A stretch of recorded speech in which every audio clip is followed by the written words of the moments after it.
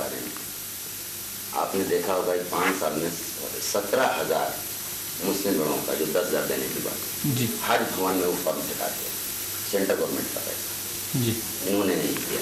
Number 1। Number 2, इन्हीं का किया हुआ था हर जिला में वो माइनॉरिटी के लिए हॉस्टल बनाने का, इन्हीं के बहुत अच्छा काम था जी, इन्होंने आज तक लागू नहीं बना ही नहीं पैसा, इसलिए कि जमीन उपलब्ध नहीं हो जी। अब बताइए, जो मुसलमानों के लिए जहाँ पे बनना था हॉस्टल, वहाँ का बच्चा तो गांव का बच्चा वहाँ आके शहर में होता जी, है वो तो पढ़ता, ये नहीं हुआ। जो केंद्र का पैसा 10,000 और लोगों को मैं 17,000 पढ़ते उधार भवन में भेजा गया, वो नहीं गया केंद्र में, वो हम लोगों की मिली जुली सरकार नहीं वहाँ नहीं गया ताकि वहाँ से उनको पैसा मिले। तो देखिए बहुत सारी रीजन है, मुसलमानों को डिस्टर्ब करने का भी बहुत सारी रीजन, दिखावा कुछ और होता है जी। और जब जानने की बात है तो सामने बोलने में तो बहुत अच्छा लगता है, हमको भी लगता है, बाकी लोगों को भी लगता है, मगर अंदर जहाँ तक की बात है बहुत सारी बात है। जैसे कब्रिस्तान के लोगों ने बहुत किया कि बहुत बाउंड्री ये वो होता है, यहाँ 5 बीघा के कब्रिस्तान की जमीन 3 बीघा को बाउंड्री करेगा, जो 2 बीघा कब्जा में है वो आज भी कब्जे में लोगों को रख गया, तो रख गया, मैं साबुत वहाँ पर दे दूंगा आपको। वो 2 बीघा कब्जा में, 2 बीघा को हटा के 5 बीघा को बाउंड्री नहीं हुआ, वो 3 बीघा का हुआ। मैसेज गई कब्रिस्तान को। आप जवाब दीजिए, चूंकि दोनों ही सवाल आपके ही ऊपर है कि बच्चों के फॉर्म फेंके गए और कब्रिस्तान की घेराबंदी, हॉस्टल की बात है, आपने बताया हॉस्टल की बात है, गिरा रहा है, इन्हीं क्या बहुत अच्छी सरकार ने किया। हमारे यहाँ पहले नंबर 1 के 15 बिहार सरकार के जरिए से 15 हॉस्टल बन करके 16 जिला में जी, 15 जिला में 16 हॉस्टल बन करके तैयार है और बाकी पर काम अभी चल रहा है। अभी जहाँ तक कब्रिस्तान की बात इन्होंने कही है जी, किसी भी हुकूमत में 15 साल तक लालू जी यहाँ रहे, सरकार चलाया उन्होंने। कब्रिस्तान एक ऐसा मुद्दा है जो कॉम्युनल राइट्स को बढ़ावा देता है। हमेशा से झगड़ा जो हुआ है कॉम्युनल राइट्स का, जो वजह जो है वो कब्रिस्तान की ज़मीन को कब्जा करने। 15 साल के रिजीम में जो है दर्जनों कब्रिस्तान ऐसी थी जिस पर लालू यादव के करीबी लोगों ने कब्जा कर लिया। आप तो मुस्लिम नेता थे, हमको बोलने दीजिए, आप बोलने दीजिए जी। ज्यादातर कब्रिस्तान की जो कब्जा हुआ है, वक्फ की जमीन का जो कब्जा हुआ है वो जनता दल के रिजीम में हुआ है। 15 साल के रिजीम में जितना वक्फ की प्रॉपर्टी पर नाजायज कब्जा हुआ है जी, उस हुकूमत में हुआ है, वैसा नाजायज कब्जा जो है 15 साल पहले कांग्रेस की भी सरकार रही है, उसमें भी नाजायज कब्जा नहीं हुआ। आम लोगों की क्या राय है, हम आप लोगों को पहले सुना देते हैं कि आम लोग इसके बारे में क्या सोचते हैं, आइए सुन लेते हैं। बेचारा मुसलमान होकर रह गया है इस हिंदुस्तान में। मुसलमान ठीक उस मुसाफिर की तरह है जो एक बस स्टैंड पे खड़ा होकर के बस के इंतज़ार में खड़ा रहता है और उसके बाद जब कोई बस आती है तो बस को ज़रूरत पड़ती है पीछे से धक्का देने की ताकि उसको स्टार्ट किया जाए। जब मुसलमान एक मुसाफिर बस स्टैंड पर बस को धक्का देता है और उसके बाद जब वो स्टार्ट हो जाती है तो वो बस अपने मंजिल की तरफ रवा दवा हो जाता है, छोड़ जाता है, चला जाता है और मुसलमान वहीं पर बेवकूफ़ बनकर खड़ा हुआ उस बस को हसरत भरी निगाह से देखता रहता है। भारतवर्ष में जो मुसलमानों की जो सियासी हैसियत है, उस सियासी हैसियत को एक साजिश के तहत, एक मनसूबाबंद साजिश के तहत, सोची समझी साजिश के तहत इसको ख़त्म किया जा रहा है। हिंदुस्तान में रह रहे मुसलमानों को एक आईना दिखाया है कि मुसलमान आज का दलित से बदतर है।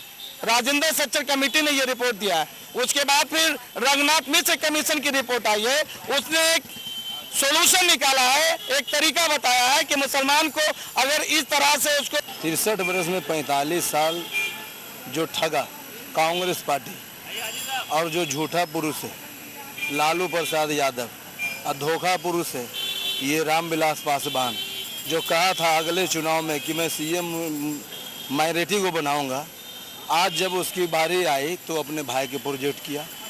मुसलमानों के पास कोई रहनुमा नहीं है, मुसलमान को एक चाहिए अपना झोली कहते हैं। आज चुनाव आया तो बहुत बातें हो रहे, बहुत सभा हो रहे और बहुत जगह जा रहे हैं, जाने से कोई हल होगा थोड़ी। मुसलमान को चाहिए अपना एक झोली तैयार करने का। अब हम लोग इसके बारे में भी सोच रहे हैं कि बहुत ज़रूरी हम लोग बहुत जल्द स्टैंड करेंगे बिहार में। ये तो आपने सुना, लोग भी समझते हैं कि सियासी पार्टी ही इसके लिए जिम्मेवार है।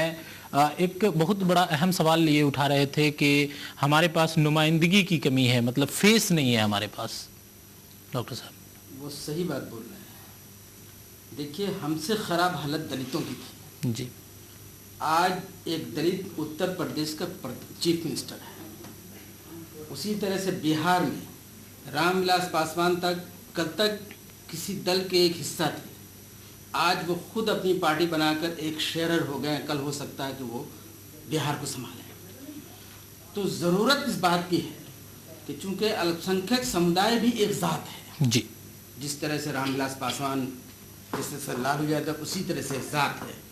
तो हम समझते ये हैं कि आगे बढ़ने के लिए ज़रूरी है कि अल्पसंख्यकों को भी अब अलायंस वाली पॉलिसी अपनानी पड़ेगी। अलायंस से आगे बढ़ने की कोशिश करना पड़ेगा। और यूं समझिए कि जिस तरह से दलितों ने आज अपनी पार्टी बनाकर सत्ता पर कब्जा करने की कोशिश की, अपने को पावर बनाकर, उसी तरह से मुसलमानों को भी दलितों की तरह बहुजन समाज पार्टी या लोक जनशक्ति पार्टी या RPI, Republican party of India, इस तरह के पार्टी बनाकर अपनी ताकत को जमा करना पड़ेगा और तब वो अलायंस की शासक करेंगे, तभी आगे बढ़ सकते हैं।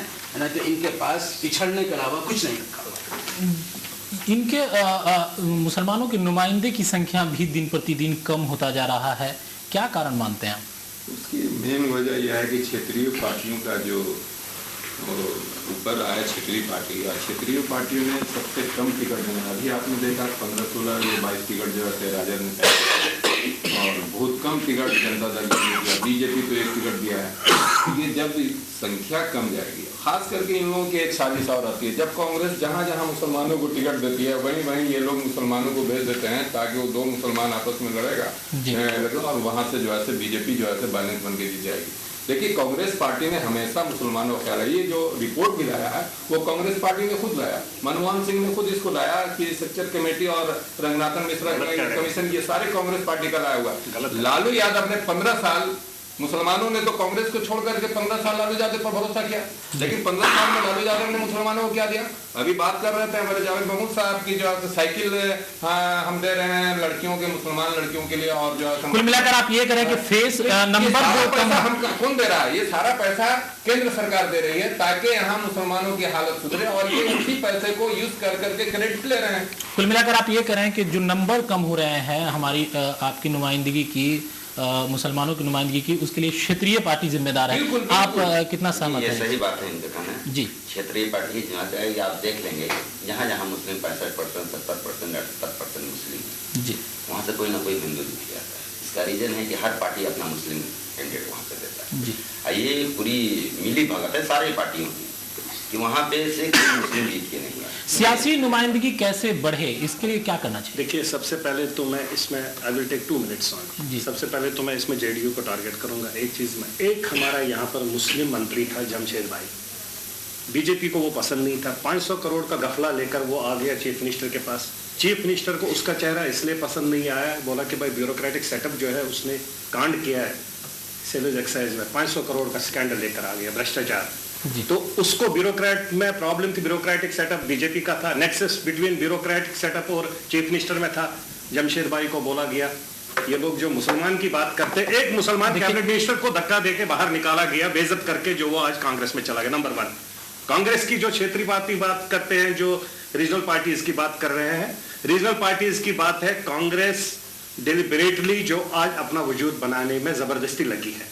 मुस्लिम कैंडिडेट 47 मुस्लिम कैंडिडेटों को इन्होंने, शायद पता भी नहीं हो, शायद इन्होंने ही दिया होगा, 47 मुस्लिम कैंडिडेट्स को इन्होंने खाली इस चीज के लिया है कि राजद जो अपना लोजपा, पासवान जी और लालू जी को कमजोर करने का काम। लेकिन मुसलमान को पता है कि उनकी राजनीति, उनके साथ कोई राजनीति नहीं कर रहा। उनके साथ जो पिछले 40 साल से माननीय पासवान जी और लालू जी ने सिंसियरली, ऑनेस्टली और विद डेडिकेशन काम किया है, उसको देखकर आज वो अपना मतदाता वोट डालेगा। मतलब है कि मुसलमान नासिर साहब, आपको नहीं लगता है कि क्यों ऐसा हो रहा है कि ये क्षेत्रीय पार्टियां की वजह से आपकी नुमाइंदगी कम होती जा रही है, आपके लोग कम होते जा रहे हैं? नहीं, देखिए, उसमें जो है मैं डॉक्टर एजाज साहब की बात से इत्तेफाक रखता हूँ जी क्योंकि इस देश में मुसलमान 63 सालों से लूटा गया, लेकिन 63 साल लूट लेने के बाद भी आज भी मुसलमान के बाद सब कुछ बचा है जी। और मेरा मानना यह है कि लूट लेने के बाद अगर इस देश में सिर्फ मुसलमान के पास कुछ नहीं है तो सिर्फ सोनिया गांधी जैसा एक नेता, मान्यवर अटल बिहारी जैसा एक नेता, माननीय रामविलास पासवान, नीतीश कुमार, लालू यादव, बहन मायावती, मुलायम सिंह यादव जैसा एक नेता फेस की जरूरत है। आप ये करें, फेस की जरूरत है। महमूद साहब, आप पर ये आरोप लगा रहे थे कि एक मंत्री थे उनको आपने हटा दिया।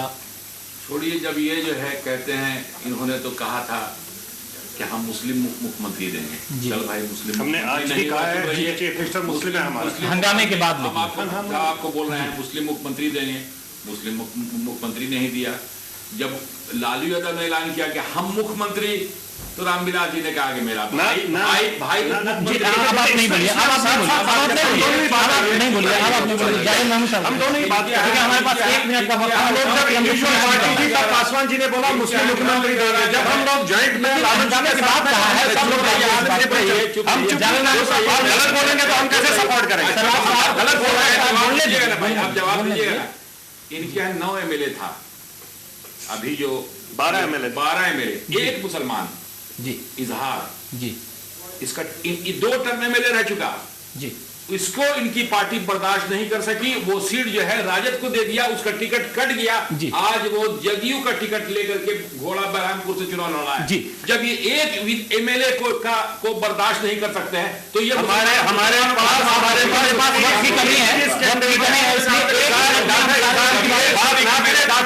ऑलरेडी जेडीयू के साथ 4 बार मंच पर नीतीश के साथ बैठा था, नीतीश के साथ सिटिंग MLA बनकर एक लाइन में आप जवाब जानना चाहेंगे, लाइन में चुके जावेद महमूद साहब आपसे ही जानना चाहेंगे, एक लाइन में इस समाज की आर्थिक, शैक्षणिक और तमाम राजनीतिक विकास हो, इसके लिए क्या करना चाहिए? एक लाइन में एक जवाब। हमारी सरकार ने जो मुसलमानों के लिए, अल्पसंख्यकों के लिए जो काम किया है जी, तो कोई एहसान नहीं किया है जी।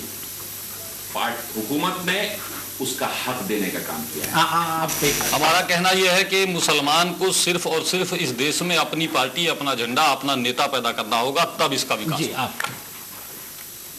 मैं समझता हूं कि रंगनाथ मिश्रा, मैं फिर उसी चीज पर आ जाऊंगा, एक प्रैक्टिकल शेप में कैबिनेट को रंगनाथ मिश्रा कमीशन को क्लियर करना चाहिए और उसके माध्यम से एक प्रोसेस स्टार्ट होने, और उसके बगैर में एक अकाउंटेबिलिटी कमीशन होना चाहिए जो जेडीयू और बाकी सब बता रहे हैं, उसके ऊपर की मिलकर इसके बारे में सोचना चाहिए।